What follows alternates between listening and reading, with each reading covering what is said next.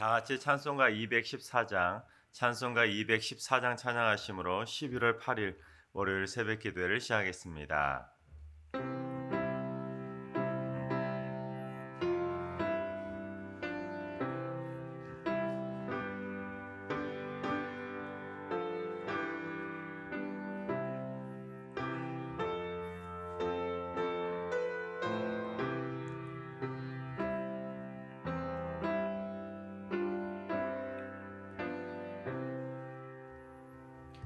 나 주의 도움 받고자 주 예수님께 빕니다.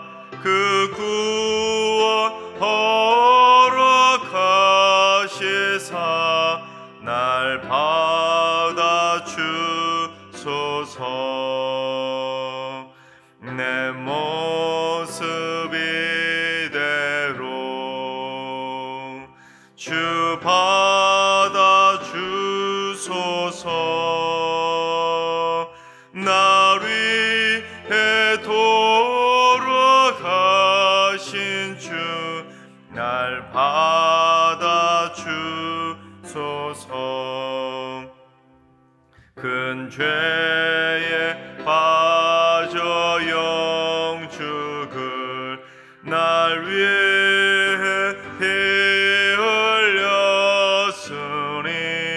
주 형상대로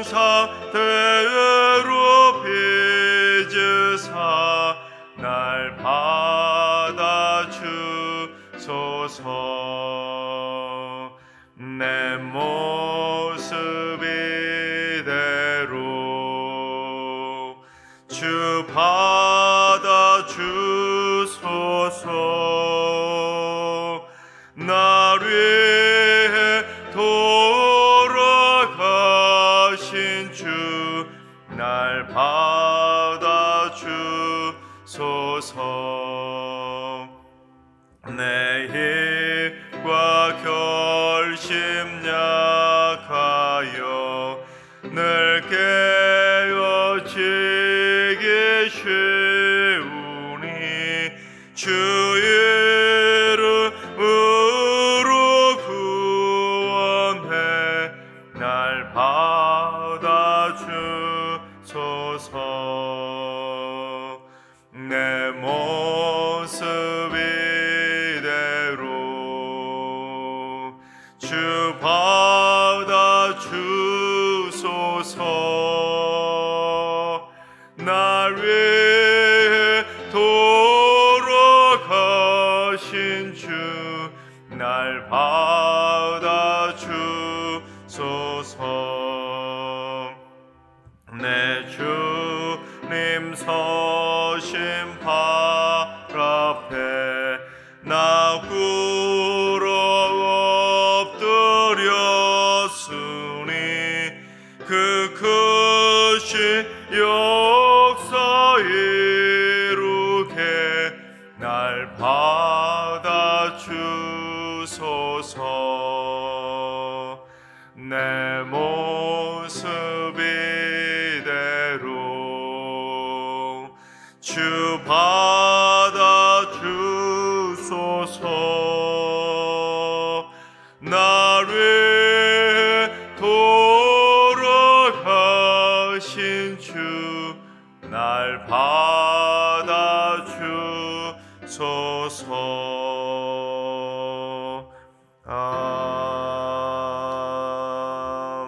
아멘.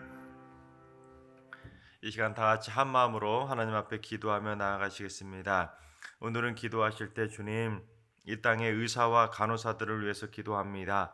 코로나 장기화로 인해 지쳐있는 방역 담당 의료진들에게는 특별히 더 새 힘을 공급해 주시고 절대로 감염되지 않도록 눈동자처럼 지켜 주옵소서. 또한 의료진들이 생명을 사랑하는 의술로 무장하게 하시고 의료사고가 나지 않도록 수술과 치료 과정들을 주님께서 친히 돌봐 주시옵소서. 의료진들을 위해서 기도해 주시기 바랍니다. 두 번째는 주님, 승리교회 성도들이 마음을 열고 편견과 미움이 없는 사랑의 시선들이 되게 하여 주옵소서. 열린 마음을 갖게 하셔서 서로를 바라볼 때 하나님의 형상을 발견하며 색안경을 벗어버리게 하여 주옵소서. 불필요한 감정의 마찰이 생기지 않게 하시고 늘 행복의 웃음꽃이 피어나는 축복의 공동체를 세우게 하여 주옵소서. 편견과 미움이 없는 사랑의 교회를 위해서 기도해 주시기 바랍니다. 세 번째는 주님, 승리교회 사춘기 청소년들을 장중의 팔로 붙들어 주옵소서. 요동치듯 마음을 잡지 못하는 그 어린 마음들을 붙잡아 주시고 잘못된 친구들과 어울려 탈선과 죄악의 길로 빠지지 않게 하여 주옵소서.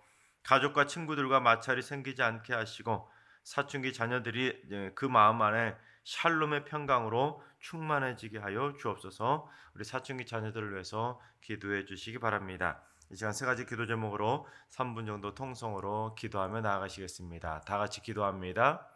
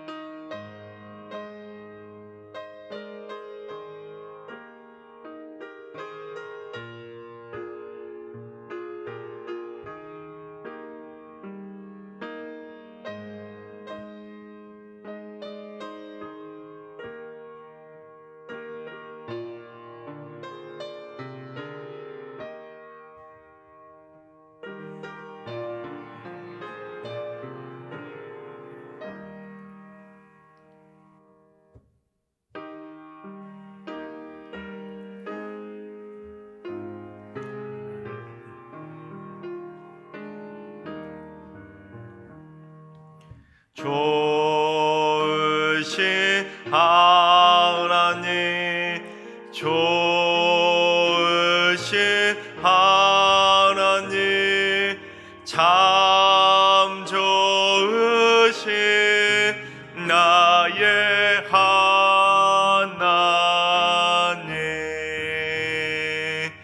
우리의 기도를 응답해 주시는 참 좋으신 나의 하나님,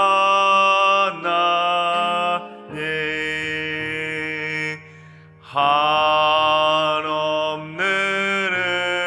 은혜를 우리에게 주시는 참 좋으신 우리 하나님.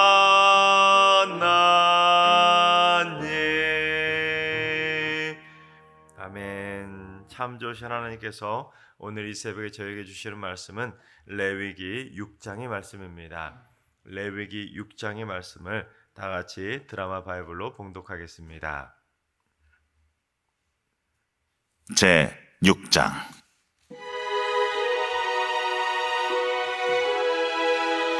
여호와께서 모세에게 말씀하여 이르시되, 누구든지 여호와께 신실하지 못하여 범죄하되 곧 이웃이 맡긴 물건이나 전당물을 속이거나 도둑질하거나 착취하고도 사실을 부인하거나 남의 이런 물건을 줍고도 사실을 부인하여 거짓 맹세하는 등 사람이 이 모든 일 중에 하나라도 행하여 범죄하면 이는 죄를 범하였고 죄가 있는 자니 그 훔친 것이나 착취한 것이나 맡은 것이나 이런 물건을 주운 것이나 그 거짓 맹세한 모든 물건을 돌려보내되 곧 그 본래 물건의 5분의 1을 더하여 돌려보낼 것이니 그 죄가 드러나는 날에 그 임자에게 줄 것이요 그는 또 그 속건제물을 여호와께 가져갈지니 곧 내가 지정한 가치대로 양떼 중 흠없는 순양을 속건제물을 위하여 제사장에게로 끌고 갈 것이요 제사장은 여호와 앞에서 그를 위하여 속죄한즉 그는 무슨 허물이든지 사함을 받으리라.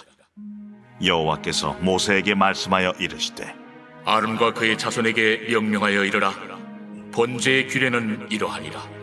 번제물은 아침까지 제단 위에 있는 속세 위에 두고 제단의 불이 그 위에서 꺼지지 않게 할 것이요 제사장은 세마포 긴 옷을 입고 세마포 속바지로 하체를 가리고 제단 위에서 불태운 번제의 재를 가져다가 제단 곁에 두고 그 옷을 벗고 다른 옷을 입고 그 재를 진영 바깥 정결한 곳으로 가져갈 것이요 제단 위의 불은 항상 피워 꺼지지 않게 할지니 제사장은 아침마다 나무를 그 위에서 태우고 번제물을 그 위에 벌려놓고 화목제의 기름을 그 위에서 불사를 지며 불은 끊임이 없이 제단 위에 피워 꺼지지 않게 할지니라. 소제의 규례는 이러하니라. 아론의 자손은 그것을 제단 앞 여호와 앞에 들이되 그 소제의 고운 가루 한 움큼과 기름과 소제물 위에 유향을 다 가져다가 기념물로 제단 위에서 불살라 여호와 앞에 향기로운 냄새가 되게 하고 그 나머지는 아론과 그의 자손이 먹되 누룩을 넣지 말고 거룩한 곳 회막들에서 먹을지니라. 그것에 누룩을 넣어 굽지 말라. 이는 나의 화전물 중에서 내가 그들에게 주어 그들의 소득이 되게 하는 것이라. 속죄제와 속번제같이 지극히 거룩한즉 아론 자손의 남자는 모두 이를 먹을지니 이는 여호와의 화제물 중에서 대대로 그들의 영원한 소득이 됨이라. 이를 만지는 자마다 거룩하리라. 여호와께서 모세에게 말씀하여 이르시되 아론과 그의 자손이 기름 부음을 받는 날에 여호와께 드릴 예물은 이러하니라. 고운 가루 10분의 1 에바를 항상 드리는 소제물로 삼아 그 절반은 아침에 절반은 저녁에 드리되 그것을 기름으로 반죽하여 철판에 굽고 기름에 적셔 썰어서 소제로 여호와께 드려 향기로운 냄새가 되게 하라. 이 소제는 아론의 자손 중 기름 부음을 받고 그를 이어 제사장 된 자가 드릴 것이요 영원한 규례로 여호와께 온전히 불사를 것이니 제사장의 모든 소제물은 온전히 불사르고 먹지 말지니라. 여호와께서 모세에게 말씀하여 이르시되 아론과 그의 아들들에게 말하여 이르라. 속죄제의 규례는 이러하니라. 속죄제 제물은 지극히 거룩하니 여호와 앞 번제물을 잡는 곳에서 그 속죄제 제물을 잡을 것이요 죄를 위하여 제사 드리는 제사장이 그것을 먹되 곧 회막들 거룩한 곳에서 먹을 것이며 그 고기에 접촉하는 모든 자는 거룩할 것이며 그 피가 어떤 옷에든지 묻었으면 묻은 그것을 거룩한 곳에서 말 것이요 그 고기를 토기에 삶았으면 그 그릇을 깨뜨릴 것이요 유기에 삶았으면 그 그릇을 닦고 물에 씻을 것이며 제사장인 남자는 모두 그것을 먹을지니 그것은 지극히 거룩하니라. 그러나 피를 가지고 회막에 들어가 성소에서 속죄하게 한 속죄제 제물의 고기는 먹지 못할지니 불사를지니라. 아멘. 할렐루야. 하나님께서 오늘도 새날을 선물로 주셨습니다. 오늘 하루도 하나님께 감사하면서 믿음으로 담대하게 승리하며 살아가는 행복의 날이 되시기를 주님의 이름으로 축원합니다. 나무꾼을 하면서 근근히 어렵게 생계를 유지하던 한 가난한 랍비가 있었습니다. 그러던 어느 날 이 랍비가 그동안 조금씩 모아두었던 돈을 가지고 아랍 상인에게 나귀 한 마리를 사게 됩니다. 그래서 이 랍비의 제자들이 신이 나지 않겠습니까? 스승이 나귀를 샀으니. 그래서 나귀를 씻겨주려고 시냇가로 데려가서 이 나귀를 깨끗하게 씻겨 주었다고 합니다. 근데 제자들이 나귀를 씻기다 보니까 나귀 목에 다이아몬드가 있는 것을 발견하게 된 것입니다. 그래서 이제 제자들이 너무나 신이 난 것입니다. 야, 드디어 이제 주인님이 이 다이아몬드로 가난한 신세를 벗어나게 되었구나. 덩시덩시 춤을 추듯이 너무나 기뻐서 주인인 이 랍비에게 알린 것입니다. 그러자 랍비가 제자들에게 당장 이 다이아몬드를 그 아랍 상인에게 갖다 돌려주라고 호통을 쳤다고 합니다. 그러자 이 제자들이 아니 주인님, 이 나귀는 주인님께서 사시지 않으셨습니까? 그러니 이 다이아몬드도 주인님 거 아니겠습니까? 그렇게 제자들이 말을 했다고 합니다. 여러분 어떻게 생각하세요? 다이아몬드가 그 산 나귀를 산 사람의 것일까요? 아니면 아랍 상인의 것일까요?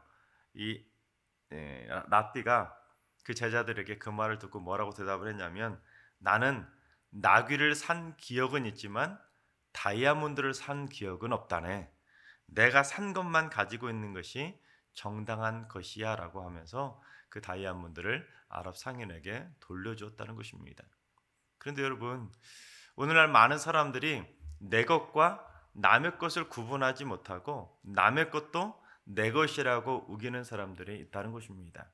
심지어 철없는 어린 아이들뿐 아니라 어른들조차도 남의 것을 함부로 내 것인 양 그렇게 취하려는 이기적인 사람들이 있다는 것입니다. 얼마 전에 우리나라에서도 비슷한 일이 있었지요.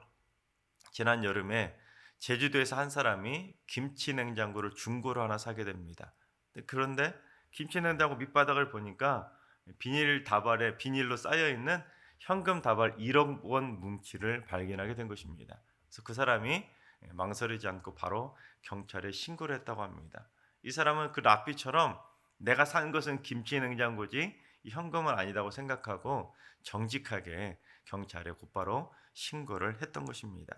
그래서 경찰이 이 돈의 행방을 찾기 위해서 수사를 하게 되면서 이게 언론에 알려지게 된 것이죠. 그래서 언론에 알려지고 또한 수사 기간이 약 한 달 반 정도 수사를 하다가 결국 드디어 그 주인을 찾게 되었는데 참 웃기는 일은 그 한 달 반 가량의 수사 기간 동안 어떤 일이 있었냐면 이 돈이 자기 것이라고 경찰에다가 신고를 해서 우겼던 사람들이 무려 10여 명이 넘었다는 것입니다. 자기 돈도 아니면서 자기 것이라고 경찰에 신고까지 해가면서 이 돈은 내 것이라고 우기는 사람들이 있었다는 것입니다. 하도 세상이 악하니까 한두 명쯤은 있을 수 있겠지 생각하겠지만 10여 명이 넘을 정도로 자기 것이라고 우겼다는 것은 참 씁쓸한 사회현상 아니겠습니까? 여러분 그렇습니다. 이 세상에는 아직도 내 것과 남의 것을 구분하지 못하고 남의 것도 내 것인 양 우기는 사람들이 너무도 많이 있다는 것입니다. 그런데 이 모세 시대에도 그런 자들이 많았다는 것입니다. 우리 2절과 3절을 봉독해 보겠습니다. 누구든지 여호와께 신실하지 못하여 범죄하되 곧 이웃이 맡긴 물건이나 전당물을 속이거나 도둑질하거나 착취하고도 사실을 부인하거나 남의 잃은 물건을 줍고도 사실을 부인하여 거짓 맹세하는 등 사람이 이 모든 일 중에 하나라도 행하여 범죄하면 그렇습니다. 이웃이 돈을 꾸려고 돈을 무언가를 맡겨놓았는데 그 맡겨놓은 물건을 빼앗아 버리고 또한 전당물도 속여가지고 도둑질하고 착취하고도 나 안 그랬다고 부인해 버리고 또한 다른 사람들이 잃어버린 물건을 주워놓고도 나 이거 안 주웠다고 거짓말로 맹세까지 하는 사람들이 있었다라는 것입니다. 그 옛날 오래된 옛날에도 그처럼 뻔뻔한 사기꾼 같은 악한 자들이 있었다라는 것입니다. 그런데 그 중에서도 특별히 남이 잃어버린 물건을 주워놓고도 거짓말로 안 주었다고 그 물건을 도둑질하는 사람들을 향해서 그런 법을 우리가 죄를 뭐라고 말하냐면 유실물법이라고 말합니다. 우리나라의 유실물법을 제가 찾아봤더니 거기에 뭐라고 유실물법이 규정되어 있냐면 유실물을 습득하였을 때에는 이를 급속히 경찰관서에 제출하거나 유실자 또는 소유자, 기타 물권 회복의 청구권을 가진 자에게 반환하여야 한다라고 규정하고 있습니다. 그런데 우리나라에서 이 유실물법이 언제 제정되었냐면 1961년 9월 18일이 돼서야 법률 제717조로 제정이 되었습니다. 여러분 출애굽한 연도를 보통 주전 15세기 중반 정도로 알고 있습니다. 자, 그렇다면 이 말은 구약 성경에 오늘 여러분이 읽으신 이 유실물법이 우리나라의 유실물법보다 무려 약 3,500년 전에 제정이 되었다라는 걸 알 수 있습니다. 여러분 놀랍지 않으세요? 우리나라에는 유실물법이 불과 60여 년 전에야 겨우 제정이 되어서 잃어버린 자들, 빼앗긴 자들, 그 약자들에 대한 보호하는 법률이 불과 60년 전에야 겨우 생겨나게 되었는데 하나님께서는 무려 3,500년 전에 유실물법을 법으로 제정해 주셨다는 것입니다. 왜 하나님께서는 그러면 3,500년 전에 그 정도로 그 잃어버린 자들의 그 약자까지도 보호해 주시는 유실물법을 제정해 주셨는가? 그거는 분명한 이유가 있었습니다. 여러분 2절을 다시 한번 보세요. 그처럼 남의 것을 자기 것이라고 우기듯이 타인의 재산을 함부로 탐내는 것은 누구에 대한 범죄라고 분명히 규정합니까? 여호와께 신실하지 못한 범죄라고 규정한다는 것입니다. 즉 성경은 타인에게 저지른 범죄는 인간 대 인간의 범죄로만 그치는 것이 아니라 타인에게 함부로 타인의 물것을 범하거나 타인의 물것을 빼앗거나 타인이 잃어버린 물건을 함부로 자기 것이라고 우기려듯이 착취하게 되면 그것은 인간에게 저지른 범죄가 아니라 하나님께 범하는 신실치 못한 범죄라고 규정하고 있다는 것입니다. 따라서 남이 잃어버린 물건 좀 안 돌려주면 어때? 그렇게 생각할 문제가 아니라는 것입니다. 그것은 남의 물건을 가로챈 것이 아니라 하나님의 물건을 가로챈 것이나 마찬가지인 신실치 못한 범죄라고 분명히 규정하고 있다는 것입니다. 그만큼 하나님께서는 남의 물건을 함부로 취하는 것을 심각한 범죄라고 규정하셨기 때문에 3,500년 전에 이미 그 법률로 제정하셨다는 것입니다. 하나님께서는 태초에 인간들을 창조하시면서 한 영혼 한 영혼을 다 하나님의 형상을 따라 창조해 주셨습니다. 그래서 그 영혼들이 하나님의 백성들이 행복하게 에덴 동산에서 하나가 되어서 사는 것을 꿈꾸셨습니다. 마치 성부, 성자, 성령 하나님이 하나 되신 것처럼 인간들이 한 마음으로 행복한 공동체를 이루기를 원하셨습니다. 그러나 인간이 점점 악해지다 보니까 남의 것도 내 것이라고 우기는 자기 것밖에 모르는 이기적인 범죄자들이 늘어나다 보니 결국 이러한 일들이 벌어질 수밖에 없었다는 것입니다. 심지어 남의 것을 몰래 빼앗아가거나 심지어 남의 잃어버린 물건조차도 내 것이라고 우기는 일들이 벌어지게 되었다는 것입니다. 따라서 하나님께서는 그처럼 남의 물건을 빼앗아 버리거나 남이 잃어버린 물건을 함부로 취하거나 그러한 잘못된 범죄를 저질렀을 때는 이것은 인간에게 저지른 범죄라고 그칠 것이 아니라 하나님께 범하는 신실치 못한 범죄이기에 반드시 그런 자들은 속죄 제를 드려서 하나님께 회개해야 된다고 규정하고 있는 것입니다. 그런데 하나님께서는 그러한 범죄를 저지른 것은 속죄제 또한 속건제를 드려서 하나님께 회개를 드려야 된다고 규정하고 있는데 하나님께서는 속건제를 드리는 것만으로 그치는 것이 아니라 다른 규정을 말씀하고 있는데 여러분 생각해 보세요. 남이 가지고 있는 물건을 내가 빼앗거나 착취하거나 잃어버린 물건을 누군가 갈취하듯이 가져가 버렸다면 그것 때문에 누군가는 분명히 손해를 보고 피해를 보는 약자가 생겨나지 않겠습니까? 바로 그래서 하나님께서는 그처럼 손해를 보고 피해를 본 약자를 구제하기 위한 피해 보상법까지 제정해 주셨다는 것입니다. 우리 4절과 5절을 봉독해 보겠습니다. 이는 죄를 범하였고 죄가 있는 자니 그 훔친 것이나 착취한 것이나 맡은 것이나 잃은 물건을 주운 것이나 그 거짓 맹세한 모든 물건을 돌려보내되 곧 그 본래 물건의 5분의 1을 더하여 돌려보낼 것이니 그 죄가 드러나는 날에 그 임자에게 줄 것이요. 그렇습니다. 만약 남의 것을 훔치거나 착취하거나 남의 것을 빼돌리거나 잃은 물건을 주었거나 했다면 반드시 가해자는 피해자에게 원금에다가 5분의 1을 더해서 갚아주어야 된다는 것입니다.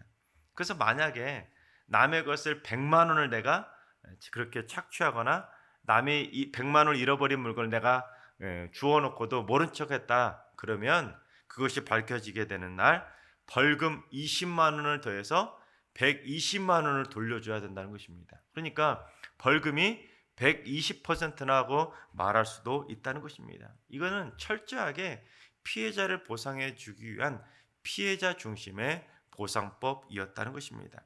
또한 만약에 남의 물건을 그처럼 빼앗았는데 5분의 1을 더해서 갚아야 된다는 것을 만약에 사람들이 그 법을 알고 있다면 어떻게 생각하겠습니까? 벌금이 120%니까 사람들이 함부로 남의 물건을 취하는 그런 악한 생각을 하지 않을 거 아니겠습니까?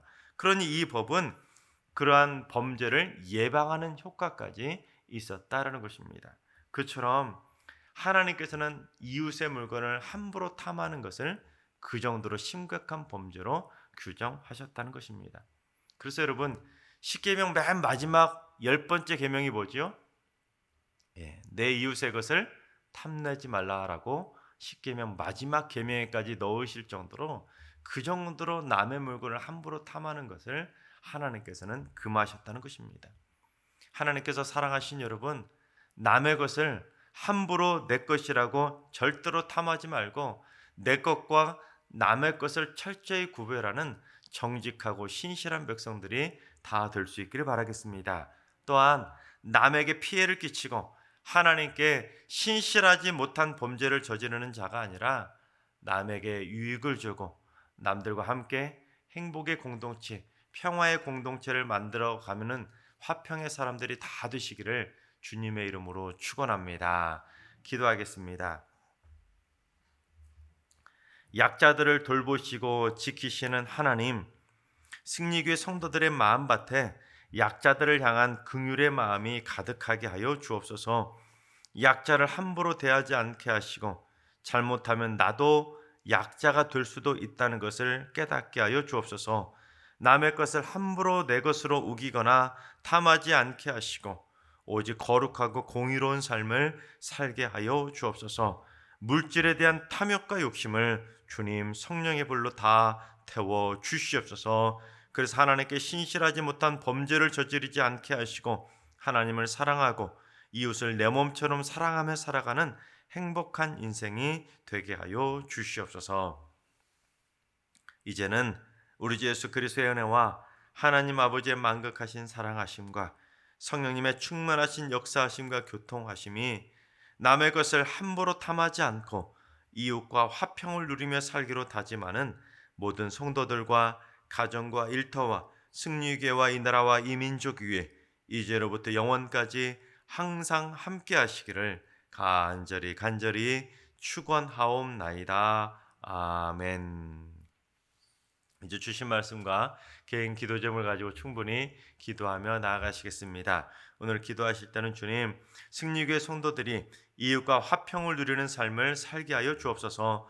타인에게 피해를 끼치고 타인에게 비난을 받는 인생이 아니라 타인에게 그리스도의 사랑을 전하고 그리스도의 품격을 보여주는 인생이 되게 하여 주시옵소서. 오늘 하루도 환우들과 연로하신 어르신들과 사랑하는 전순들 모두 주님의 피 묻은 사랑의 손길로 어루만져 주시고 십자가의 능력으로 굳건하게 일으켜 세워 주시옵소서.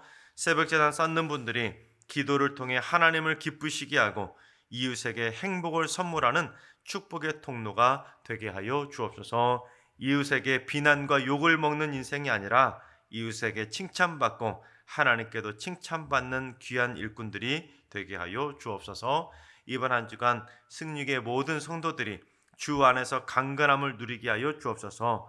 병마가 한 길로 왔다가 7길로 떠나가게 하시고 혈압과 혈당 수치가 정상이 되게 하시며 암덩이들이 녹아내리고 막힌 혈관이 뚫리고 터진 혈관은 아물고 죽었던 신경과 세포가 살아나는 치유의 한 주가 되게 하여 주시옵소서. 이 시간 다 같이 주신 말씀과 여러분의 기도 제목을 가지고 충분히 기도하며 나아가시겠습니다. 다 같이 기도합니다.